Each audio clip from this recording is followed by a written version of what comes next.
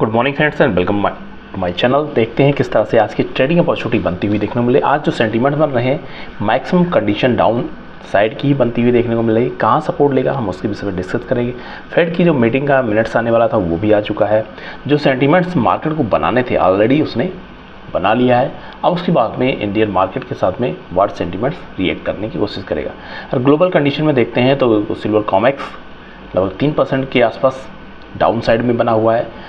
Dollar index एक range bond है, first half में ऊपर निकला था जब फेड की मीटिंग आई, उसके बाद में डाउन साइड ना के एक रेंज में बनाता हुआ कोशिश कर रहा है। तो सारी कंडीशन को हम देखेंगे। आप नए हैं जरूर लाइक कमेंट सब्सक्राइब करें, बेल आइकन दबाना मत भूलिए जिससे आपको टाइमली नोटिफिकेशन साथ में अपडेट भी मिलती रहे। टेलीग्राम चैनल का लिंक आपको डिस्क्रिप्शन बॉक्स में मिल जाता है, यहाँ से आप मुझसे जुड़ सकते हैं।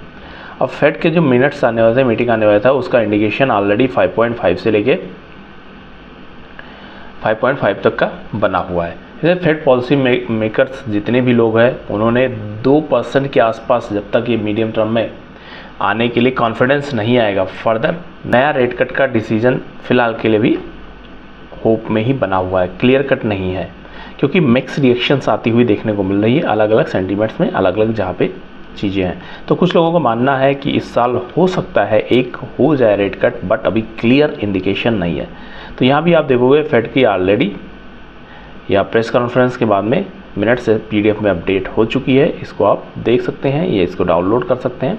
सारी कंडीशन है, हम डिटेल में ना जाके हम स्टडी करते हैं क्योंकि यहाँ पे सारी चीज़ें हमें ऑलरेडी डिस्काउंट होकर मिल जाती है। अब यहाँ आप देख रहे हैं 11:30 बजे के आसपास जो फेड का मिनट्स अपडेट होता है उसके बाद में मार्केट एक स्पाइक लगाता है, specially dollar index. Dollar index जितना ऊपर जाता है उतना ही सिल्वर को हम देखेंगे तो इसको नीचे आना चाहिए।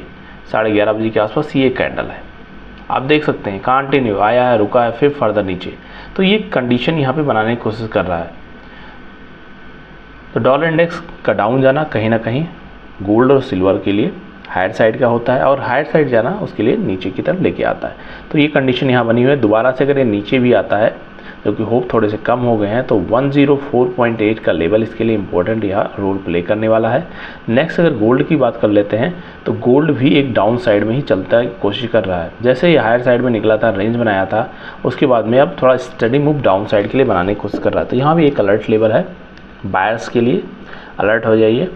और इंडियन मार्केट की बात कर लेते हैं तो ऑलरेडी कल इसने 900 पॉइंट से ज़्यादा का डाउन साइड मूवमेंट किया है और मूवमेंट करने के बाद में फर्दर रुका हुआ है। आज गैप डाउन होने की चांसेस है, तो बड़ा गैप डाउन होगा क्योंकि अगर 3% के यहाँ गिरावट है तो यहाँ भी लगभग 1 से 2% का गैप डाउन होने की चांसेस बनेंगे।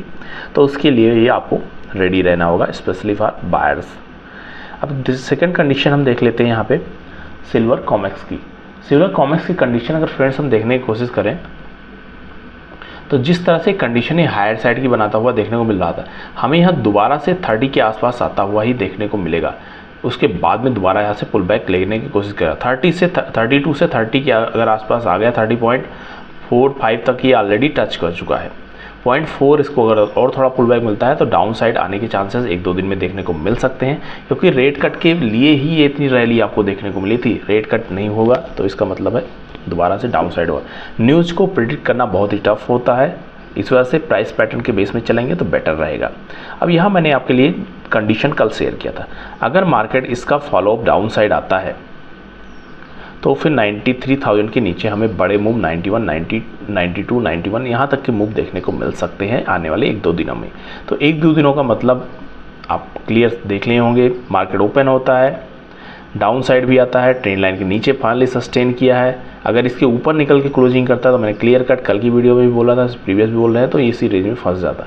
अभी यहाँ भी मार्केट के लिए एक बेस बना के खड़ा हुआ है। अगर इन केस इसके डाउन साइड होता है तो 91 के आसपास इसकी ओपनिंग होने के चांसेस बनते हुए देखने को मिलेंगे।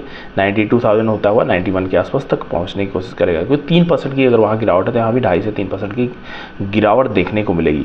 और उसके बाद में फ्रंट धीरे धीरे करके मार्केट डाउन साइड आने की कोशिश करेगा।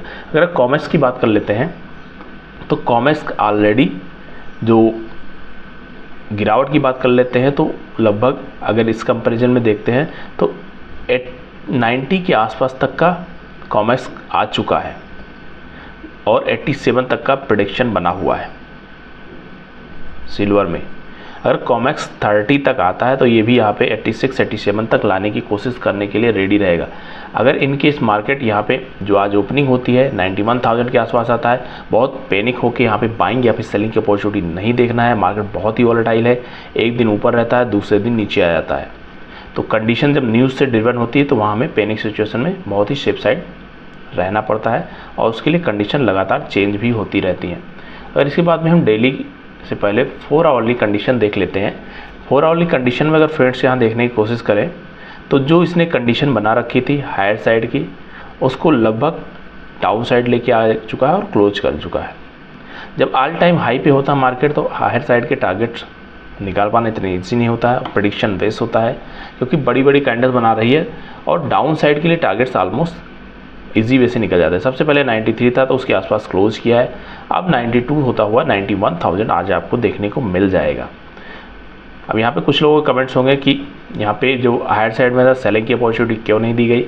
तो सेलिंग की opportunity friends already price pattern को अगर ध्यान देते हैं, मैंने वीडियो आपके लिए ऑलरेडी शेयर किया हुआ था कि आपको ये trend line important role play करेगी। अगर ट्रेंड लाइन के नीचे जाएगा तो फिर ये लेवल्स देखने को मिलेंगे, लेकिन जिन्होंने यहाँ पे थोड़ा डाउन साइड डीप डाउन में सेलिंग कर रखा था उनके लिए इतना मार्जिन मेंटेन करना इजी नहीं होता है।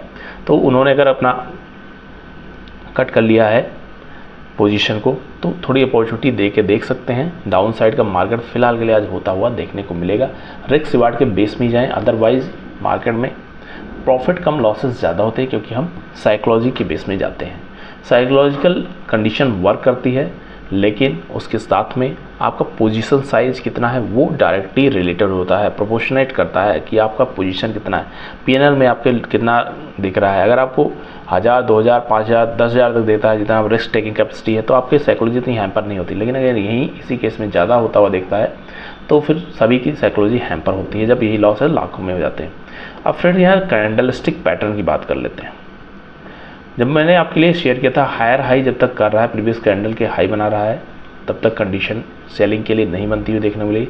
लेकिन आप कल की क्लोजिंग और उससे प्रीवियस डे की दोनों दिन की क्लोजिंग अगर देखते हैं तो लगभग इसने लो की तरफ क्लोज किया है।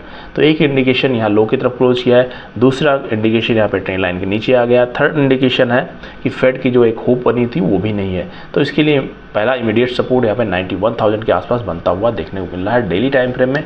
उसके बाद में नीचे निकलता है तो फिर आपके लिए बड़े मूव डाउन साइड के लिए हो सकते हैं। लेकिन फर्स्ट हाफ में यहाँ तक मार्केट टच करेगा, उसके बाद में कंडीशन बनेगी। तो कंडीशन के साथ जाएंगे, पैनिक सिचुएशन में आके ना ही बाइंग करना है ना ही सेलिंग करना है, रिस्क रिवार्ड को मैनेज करके ही एंट्री एग्जिट का प्लान करना। थैंक यू फ्रेंड्स, मिलते हैं नेक्स्ट वीडियो में। Happy trading and happy learning.